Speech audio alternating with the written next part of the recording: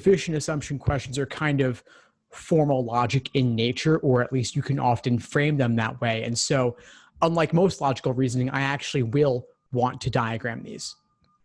So I'm going to pull up the PDF now with the slides, and we'll go through these a little bit together. So first off, you want to be able to properly identify a sufficient assumption question as compared to a necessary assumption question. So there are certain key indicator words that tell you that you're dealing with a sufficient assumption. And those are words and phrases like properly drawn if assumed, an assumption that would make the conclusion a logical one, or follows logically if assumed. So words and phrases that are synonymous with sufficiency, like allows, enables, follows logically if assumed, properly inferred if assumed. Those all indicate that you're dealing with a sufficient assumption question specifically, which is looking for new information that, if true, will guarantee the argument 100%, leaving no ambiguity at all. So it's the key word or phrase in the question stem. In particular here, follows logically if assumed is a very common phrase telling you this. So again, how to ID them?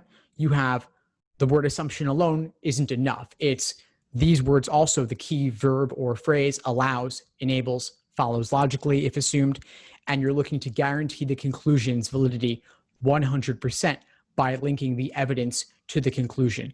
And there are a variety of different ways to go about this. Now, like I said, there are several different formulas that you can use when looking to solve a sufficient assumption question. And the way the stimulus is laid out will lend itself towards one or more of these formulas. It won't necessarily give you the answer, but it'll give you a direction in which you might want to look. So here are several of them. The first is a restatement or broadening of the argument or conclusion, which sounds surprisingly simple because that's like saying, given X requires Y, if you learned as new information, X requires Y, that would guarantee the specific case. So seems incredibly simple. Obviously, with LSAT's language, they can make it a lot more complex, a lot trickier, and we'll get into examples. You could also have the contrapositive, because if the contrapositive is true, then the original is also true. Or we could impose new sufficient conditions that guarantee the argument, or we could link things together in various ways. And I'm not going to just lecture it now because I think it'll become a lot more clear with the diagrams, with the examples. But this is an overview. There are 6 formulas laid out here. Number 6 is actually takes a couple of different forms. So I lay it out as 6A and 6B in the following slides, which is why I would say there's maybe 7 of them altogether. Now, the first one, restatements. If we had a conclusion or an argument saying A requires B, if we learned as new information that A requires B, that would guarantee the specific case. It sounds incredibly simple, but it actually can happen. So, for example, if we have an argument saying, I will ace the LSAT because I studied, the evidence there is, if I study, conclusion, I will ace the LSAT. So studying requires or guarantees acing the LSAT. So you could draw that conditionally, study, arrow, ace the LSAT. Evidence conclusion relationships can be framed as conditional statements. So if we learned as new information that anyone who studies will ace the LSAT as a general principle, that would guarantee the specific case in the argument. Another example I've given in the past is if we have a particular scenario where we're claiming that my dog always chases your cat. If we learned as a general principle that any dog will chase any cat given the opportunity, that would guarantee the specific case. So a general principle can guarantee a specific application or specific scenario. Sounds really simple, but again, that general vague versus specific is what can make it a little bit trickier. Any questions on this or anything I've said up to this point? All right, let's look at the next one. Next one is dealing with the contrapositive. So if we have an argument or a conclusion saying A requires B, if we learn as new information that not B requires not A, again, that would guarantee the particular case in the stimulus. And since contrapositives are logically equivalent to the original, if formula number one was valid or made sense to guarantee sufficient assumptions, then the contrapositive would do the exact same thing. So again, if we have stimulus, I will ace the LSAT because I studied. If we learn as new information that anyone who doesn't ace the LSAT must not have studied, that would guarantee the particular case. And so I'll put this in the chat as well, just in case that's helpful to illustrate it a little bit more. So stimulus, studying, requires you to ace the LSAT if we learn as new information. If you didn't ace the LSAT, then you must not have studied, or put more broadly, anyone who doesn't ace the LSAT must not have studied. That would guarantee the particular case as well.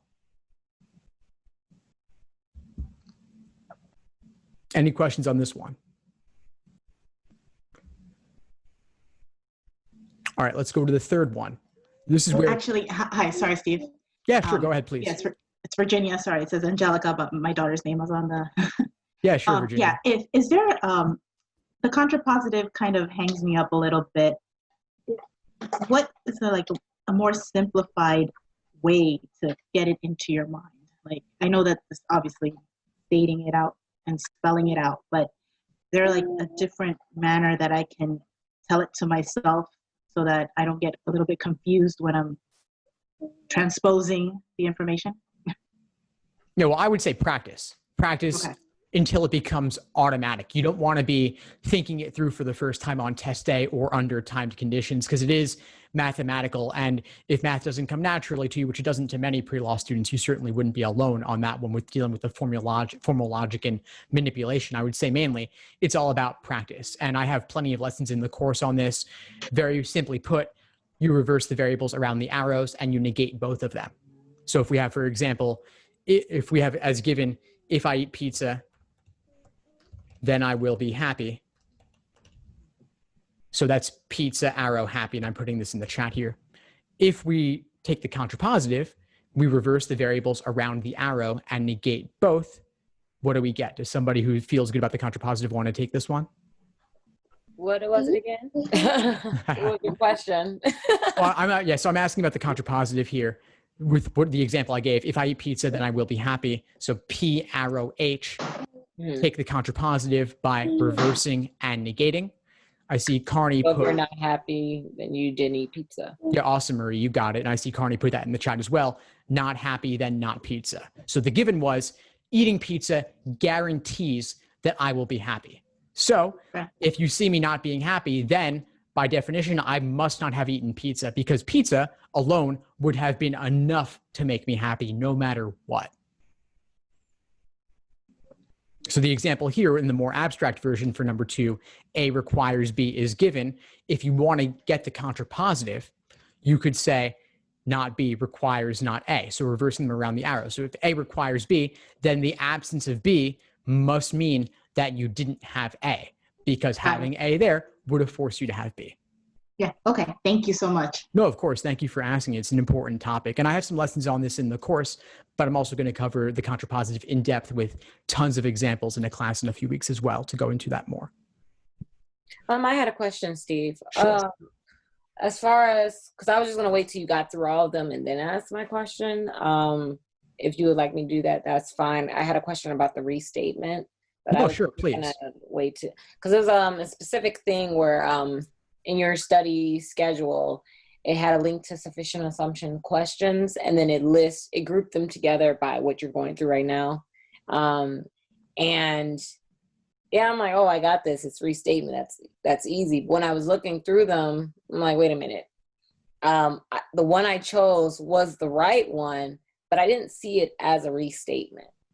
And I tried to diagram, and I still didn't see it as a restatement. So it could have been something with my diagram, or I don't know, but yeah, it's like I got it right, but I just didn't see it as it. And I don't want me to do another problem and then, the same thing happens. That's a good question. Yeah. So first off, of course, these are the ideal types. These are the simplest, purest forms of these formulas, of these logical structures. LSAC has a million different ways to dress it up, to make it more complicated. So they might require you to do contrapositives just to get to a point where it looks clean. Or they might make it a tough scientific topic, for example, with lots of advanced vocabulary, multisyllabic words. They might use words like unless, except, until, without. So there are lots of ways they can dress it up. And then you have to peel back those layers to see what's at the core. Yeah, because I when I did it, again, it's like I got it right, but I didn't see it as a restatement. I looked through it. The one I thought was the restatement was the wrong one, and I knew it was wrong because it didn't clear up the gap, but or I'm sorry, it didn't mend the gap, but it just, I don't know, I just didn't see it as a restatement. And later on, I guess I can give you an example of what I mean, but I want you to continue. Yeah, sure. No, sure. Yeah. I mean, some of the questions can get really tough, and it's all about how you frame it. But I'm asking folks, when you're going through sufficient assumptions, using that list, by the way, which is the same list I linked in the chat. So what you're talking about, for those curious, I put that in the chat there, and I'll put it again before we wrap up for this evening, and I'll link it with the video of this as well.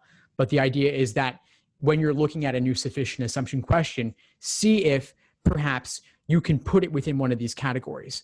Because if you can, it'll make it a lot more manageable, because at least you have a framework. Kind of like in logic games, you have ordering, grouping, combinations. If you see a new game and you can relate it back to one of those previous ones you've done, it'll make it seem at least a little bit more manageable. And obviously, not every game fits into one category neatly. There may be some sufficient assumption questions that don't even fit to any one of these 6 or 7 categories, but many of them will, probably most of them will. And if you could see that, all the better. This one is where the conditionals get a bit more interesting. This is what I call the sufficient condition of the argument, meaning that the sufficient assumption is simply the sufficient condition of an argument, the sufficient condition of a chain. And so learning that new variable actually occurs, like in this case, A or B or C.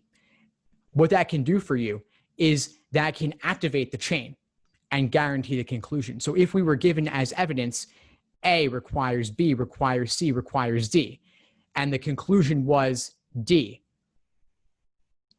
what would it take to guarantee D? Well, if we learned that any one of A, B, or C was true or given as new information, when combined with that chain, it would tell you, well, A activates the chain. If we learned that we had A, then that whole domino effect on the evidence chain would occur, and the conclusion of D would be guaranteed 100% with no ambiguity. Of course. Good question. Yeah, Steve. sure. Yeah, please, Daniel. Will they try and trick us by saying, okay, here's an answer that says, okay, we've guaranteed B, whereas that's a link in the chain, but not necessarily the activating factor? That's a great question. So B would be enough to do it. But in practice, A is a more elegant solution because it requires the entire chain to occur. It includes as many parts of that chain as possible. So they're likely to want to make you have linked all of those together. Like if they made the answer B or they made the answer C, then parts A and B would have been irrelevant to deriving the solution, and they want to make you link all of those together. And they're not likely to give it to you simply as A requires B, requires C, requires D. They're actually going to include, they're going to require some manipulation. They're going to give you the conditional separately. They may require you to take the contrapositive to force you to link everything together. So they're not going to give it to you like this in a more difficult question. They're actually going to give it to you as separate conditionals or separate clauses and force you to link them first before you even get to this point. But technically, B and C are valid. They're simply not likely to actually be the answer. Although if you didn't see A there, they could be the answer. So good question. Thank you for that. Other questions on this one? So Steve, what you're saying here is that basically A triggers D, even though there's this like intermediary support. Exactly. Yeah. So A. Okay. And I like, this is a strategy for sufficient assumption questions, but the visual is really helping me understand possibly like arguments in terms of just conclusion and evidence-based logical reasoning questions in general. Like, sort of linkage between these passages, perhaps, I mean, the sentences in the passage. Yeah, awesome. Yeah, and this is part of why getting conditionality down is so valuable, because it does make it a lot more clear, and it's allowing you to get past all the complex language in the stimulus and get to the core of the logic underlying it. And like the contrapositive, this sort of conditionality comes up a lot in games too. And so any understanding you make here will also help you out there too. Mm-hmm. Great, thank you. Yeah, of course. And so as an example here of what an argument like that could look like, I've put together an example. I'll put it in the chat as well. Staying on that same topic from the previous examples, if we have a longer conditional chain saying, if you study hard, then you'll ace the LSAT, then you'll get into Harvard Law, then you'll have a successful career. Conclusion, you've had a successful career. What would be enough to activate that, to guarantee that? What new information, when combined with that conditional chain, would guarantee that conclusion? So you're saying if you study hard. Exactly. So studying hard would be the most elegant solution here because it would involve the entire chain. So if we learned as new information that you study hard, that will guarantee the entire chain. Studying hard, then you ace the LSAT, then you get into Harvard Law, then you have a successful career. And learning as new information that you ace the LSAT, that would also be enough, but it wouldn't involve the study hard variable. And they want to test your ability to link that in to create this ABCD chain in the first place. Very nice. So let's go to number 4. And this one is very similar to the previous example. It just takes a slightly different form. So here, the evidence chain looks pretty much the same, but they're asking you to justify a different conclusion. Rather than asking you to justify D, which was the end of the evidence chain, they're now asking you to justify not A. So the negation of the first variable in that evidence chain. So I've given you a little help here by giving you the contrapositive. If you take the contrapositive of that evidence chain to get not D requires not C, requires not B, requires not A, conclusion not A, then what you get is pretty much the same thing as the previous example. So you want to ask yourself what new information would kick off that entire chain. Same as the previous, just looks a little bit different because it's negative this time. Anybody want to tell me the answer? Not D. Exactly. So if we learned that not D was true, that would then activate that entire contrapositive chain, leading to the conclusion of not A. Same thing. And so an example here would be, again, with the same theme as before. If you study hard, then you ace the LSAT, then Harvard Law, then successful career. Conclusion, not studying hard, you've got to do the contrapositive. And then what would the sufficient assumption be in this case? Just got to do the contrapositive of that entire chain. Yeah, I see. So Carney's got it. Not successful career. Exactly. So if we take the contrapositive of this example, it's if not successful career, then not Harvard Law, then not ace the LSAT, then not study hard. So the conclusion, not study hard, simply what you're looking for is the activation of that conditional, not successful career, kicks off that entire domino effect. So let's go to number 5 now. And this is where it gets a little bit more complicated even than the previous examples. So here we've got multiple conditional statements where we're linking the evidence pieces together to prove or justify the conclusion. So evidence is A requires B. Then we have a second evidence, C requires D. Conclusion is A requires D. So lots of conditionals here. And what we want to do is justify this last part, A requires D specifically. That's what our objective here. But the evidence pieces don't get the job done. But they're almost there. What we've got to do in this particular case is link the evidences together, and I've put it here, B requires C.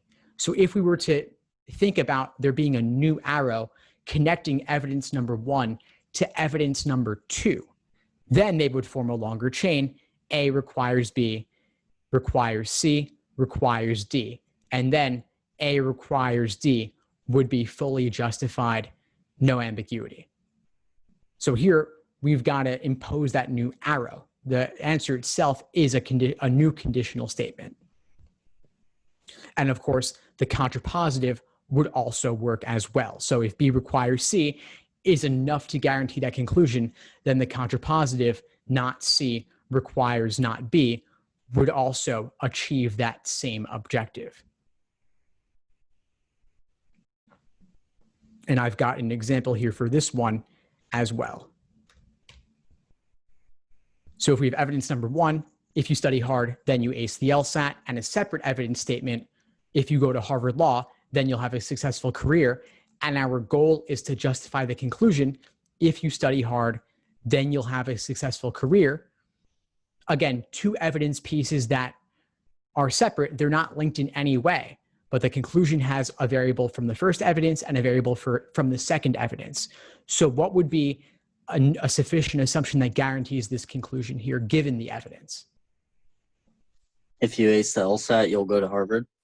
Perfect. Awesome. Yeah. So you got it, James. And I see Solomon wrote it to me also. Ace the LSAT and Harvard Law. That's exactly it. So that's a new conditional that links the end of the first evidence to the beginning of the second evidence. We're imposing a new conditional statement here that gets the job done.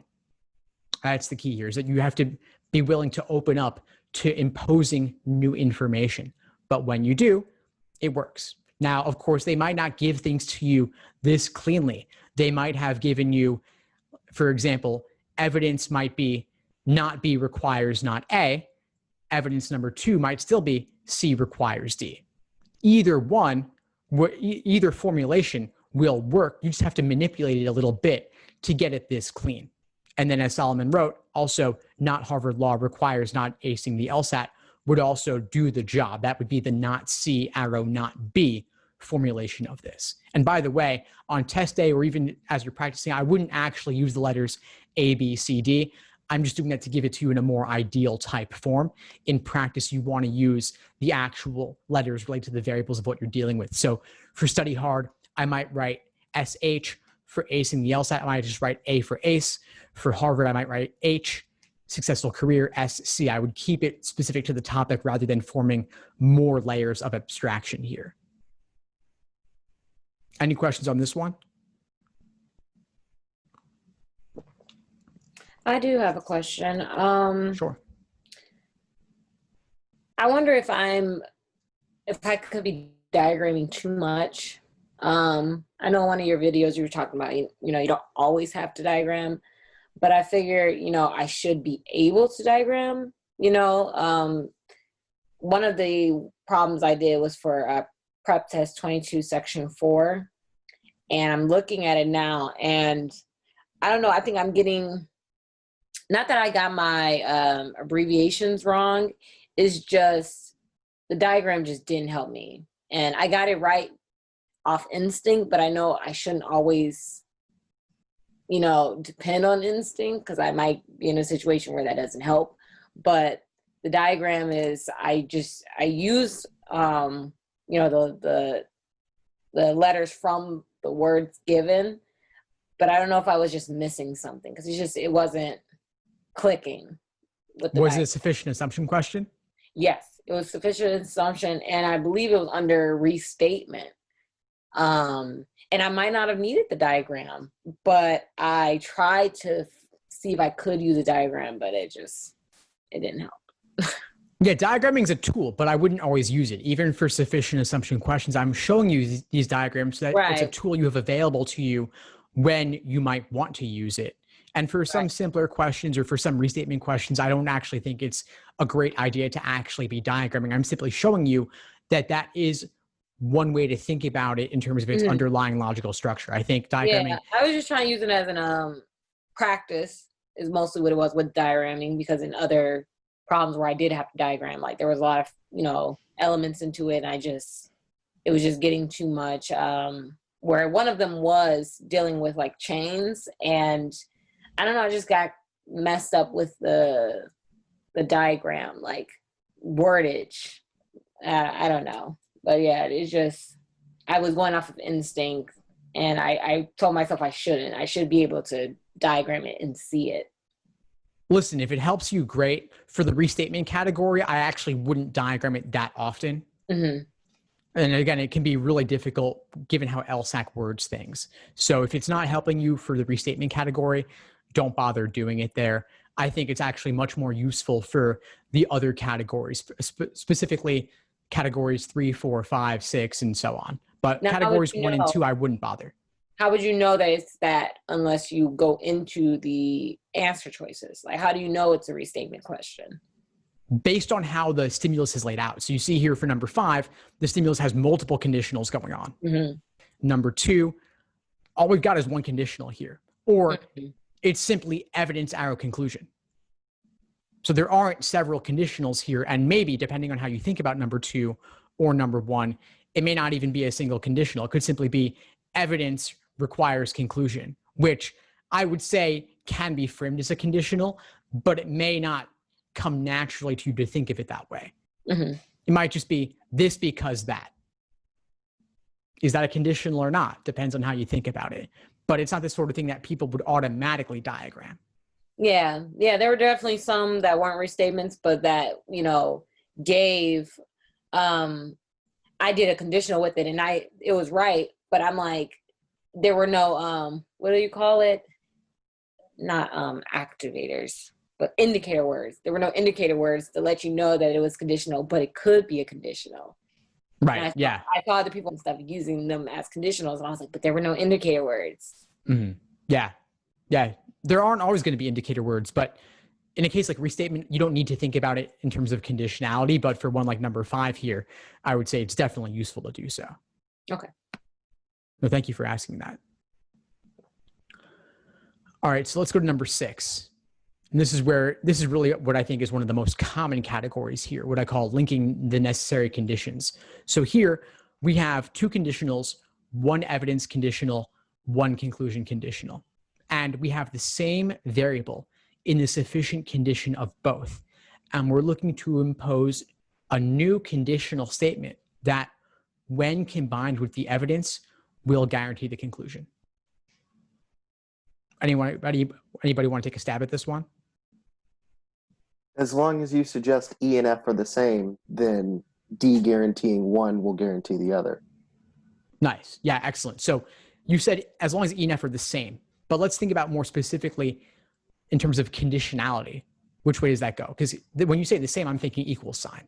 I see Annie also wrote this, E requires F. I saw another comment saying F requires E, but actually the ordering specifically is E requires F that works. And here's why. If we have D requires E, and then we add a new conditional saying E requires F, that forms a longer chain guaranteeing D arrow E arrow F, and D to F is then fully justified. So here we go. D requires E, D requires F.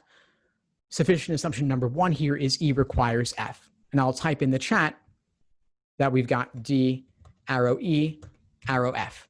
So if we have D to E from the evidence, E to F from the sufficient assumption, it forms a longer chain, D to E to F. And yes, Alyssa, the sufficient assumption contrapositive, not F requires, not E, would also work. The contrapositive of a sufficient assumption always works as a sufficient assumption as well, because contrapositives are equivalent to the original. So here we are linking the necessary conditions. So I think about this as a circle. I think about a circle around these 4 variables, these 2 conditional statements, when laid out in this way, evidence on top, conclusion on bottom. So I think of it as a circle, and I link the parts that are different going clockwise. So E is at about 1 o'clock, F is at 5 o'clock. We're looping around E to F as our new sufficient assumption. So the answer will be E to F in the answer choices, but if you don't see that, then look for not F, arrow, not E, because of course that's logically equivalent.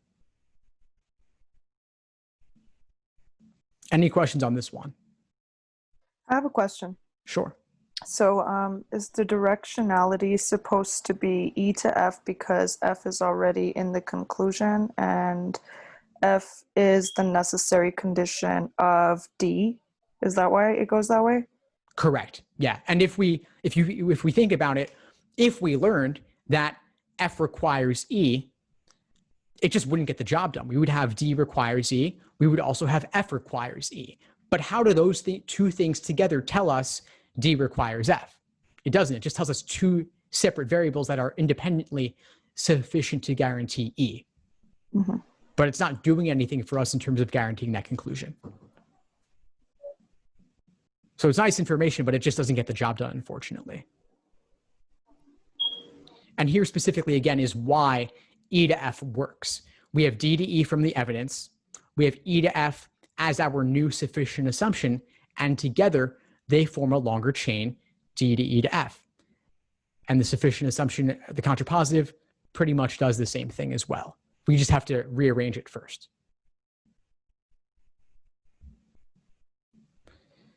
Now we have 6b, which is the other formulation of this, which is a little bit more complicated for some reason. It's a little bit tougher for folks to grasp typically. And this is logically equivalent to 6a. It just looks different because this time the necessary conditions are the same. But if you took the contrapositive of the evidence and conclusion, you would then have not B as the beginning of each chain. So you would then have the sufficient conditions the same like the previous, but here we don't. So again, we're linking the parts that are different. If we imagine these four variables as a circle, going clockwise, linking the parts that are different, going from C at about, let's say 7 o'clock to A, which is at 11 o'clock, C requires A would get the job done. If we learned as new information C requires A, that combined with the evidence A requires B would form a longer chain, C arrow A arrow B, and then the conclusion of C to B would be justified. And then its contrapositive, of course, would also work. So in that case, is C just like new evidence, or it's actually part of a conclusion? C to A is new information. So we're not imposing just the letter C alone. We're imposing a new conditional statement as new information. Because they're asking us for sufficient assumption, what new information, when combined with the evidence, would guarantee the conclusion. So the new information, in some cases, it was a single variable, like in some of the previous formulas. In categories 6A and 6B, it's a new conditional statement itself. So it's specifically this part of the chain that I've just highlighted here. C requires A, if given to us as a sufficient assumption, combined with the already given A requires B, then forms a longer chain, C to A to B. And then the conclusion as a result is fully justified. But specifically, they're asking us only for the sufficient assumption portion, C requires A. Mm-hmm. And those will be our answer choices, yep. Yeah, so that will be the answer choice. If you don't see C requires A, then look for its contrapositive, not A requires not C. And that's one way they increase the difficulty level of the question, is not giving it to you cleanly, giving it to you in the contrapositive formulation, which is another layer removed, another step that you have to take in the process. Any questions on this one? Yeah, I have a question. So I think I mixed up for the linking necessary conditions and linking sufficient conditions, the directionality, because I had this one in mind when I was diagramming the other one. And I would like to know why would A requires C not work then? This is a very common question. I get this one all the time, and I actually put together another slide for that exact reason. So why doesn't A to require C serve as a sufficient assumption? Because people always look for that. And you might think, well, again, people like to think we're going down. That just seems like a more natural direction, like going down from A to C in this case here. But the reason it doesn't work is because if you had A requires C as a sufficient assumption, and you already had the given evidence, A requires B, you would then get a longer chain simply telling you A requires both B and C. But A requiring both B and C doesn't tell you anything about how C and B relate to each other in a conditional sense. It just doesn't tell you anything about that relationship. You can't infer from this that C requires B. They're not logically equivalent. So it just simply doesn't do that.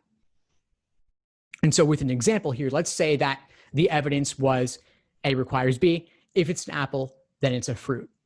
And then we had our proposed sufficient assumption. If it's an apple, then it's food.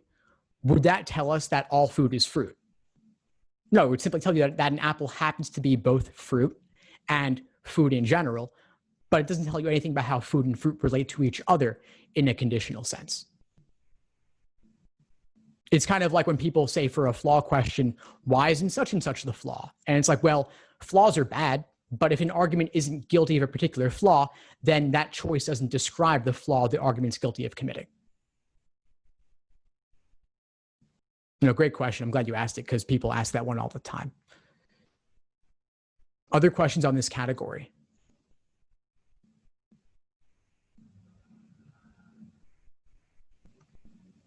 So another topic that comes up a lot is telling the difference between necessary assumption questions and sufficient assumption questions. So I thought I would end off this session by talking just a little bit about the difference, because people are always saying to me, I have trouble with assumption questions, or I have trouble telling the difference between them. And the key, again, is the verb or phrase in the question stem, not simply the word assumption.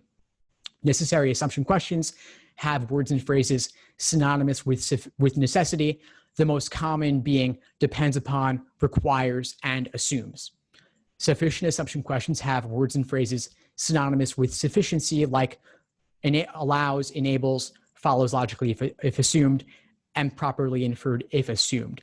The key word here being if in those phrases. The key word being if is your sufficient indicator, or your synonym for sufficiency. So focus on that to tell the difference. They're asking for completely different things. Everything we've been doing here with regard to diagramming for sufficient assumptions, I would not do for necessary assumption questions. Sufficient assumption questions open the door to new information. Which one of the following, if true, guarantees the argument 100%, leaving no ambiguity? Necessary assumption questions, on the other hand, are simply asking for what needs to be the case if you take the argument as given. So I think of necessary assumption questions as being a very specific kind of must be true question. And so again, just illustrating the difference here, necessary assumption questions, I think of them more as informal logic, and you're looking for something that must be true for the argument to work, but that necessary assumption does not have to be enough to guarantee the argument all the way. Alternatively, sufficient assumption questions are opening the door to new information that may not need to be true for the argument to work, but if it is true, the conclusion is guaranteed 100%. Can you give an example of the necessary, where you say that it doesn't have to guarantee it? It must be true, but doesn't have to guarantee it. Yeah, sure. So if you want to buy a $100 item, having the value of $1 is required, but $1 alone isn't going to be enough to buy the $100 item. If you tell me you bought a $100 item, I know that you had at least the value of $1. Now you had more naturally, but I know that you had at least $1. On the other hand, having $1,000 is enough to buy a $100 item, but it's not required in order to do so. Yeah, I had a question where I was down to two options, and I wanted to go with the one that was actually right, but then I was thinking to myself, it seemed more like a necessary answer choice, where it was like if I negated it, it would destroy the argument. So I'm thinking like, no, that can't be it, because, I know sufficient is supposed to guarantee it doesn't have to be true. It just has to be enough. But it was actually the right answer. So yeah, I don't know about that one. We'd have to look at it, and feel free to send it over. But okay. The thing with these questions and the distinction between them is that they're really good at putting tempting wrong answers before the correct one. So a lot of times for a necessary assumption question, they'll put a very tempting sufficient assumption answer choice before the correct answer. So it's very important to approach these from the proper perspective. And if I can add to that just really quick, Sure. Sufficient assumption questions can be absolutely crazy. Like if the conclusion is a moderate one, but then you've got a answer choice that, for example, the conclusion says sum of whatever, whatever, whatever, a answer choice that says all of everything in its entire history of the universe is whatever, then that is perfectly valid as a sufficient assumption because it's going overkill. Overkill doesn't necessarily disqualify an answer for a sufficient assumption question is what I'm getting at. It can be super crazy and super strongly worded. That's absolutely right, James. Thanks for that. Yeah, it doesn't matter how extreme it is, as long as it gets the job done. Anything in that category where you're opening the door to new information, like strengthen, weaken, sufficient assumption, doesn't matter how strong it is. It could be way more than you need, like buying a $100 item. If you had $1 million, that would be enough. If you had $1 trillion, that would be enough. The question is it enough? Not is it required? And my example for this is killing a mosquito with a nuclear warhead. It's overkill, but it will achieve that objective. You could have less too, though, but that would be enough. I like that one. Yeah, thank you. All right, folks, any other questions on sufficient assumptions for this evening? Or the difference between necessary and sufficient? All right, well, if nothing else here, I want to thank you all for joining. We've got the student-led study session coming up in about 15 minutes. Feel free to head over there early. The link to that is in the email I sent you all about 45 minutes ago. And I'll see you all soon. I did add another class to the agenda. You may have gotten the email already. I'm going to do another personal statement workshop this Thursday evening at 8 p.m. Eastern. So please feel free to join for that. A couple of you have sent me personal statement drafts already. Please feel free to send over more and I'll add them to the agenda. We may not get to all of them on Thursday, but I will be adding more of those sessions in the coming weeks so that we get to everybody's personal statements before it's time to apply. And if you have other requests for future sessions or classes, feel free to reach out. I'm happy to consider them and add them to the agenda. But have a good night all, and I'll see you all very soon. Thanks for joining. Thanks for tuning into the show. Please subscribe if you haven't done so already to be notified of new episodes as I release them. And feel free to reach out if you need anything at all as you move forward with your prep. I'm happy to help however I can. In the meantime, I'll wish you all the best and take care.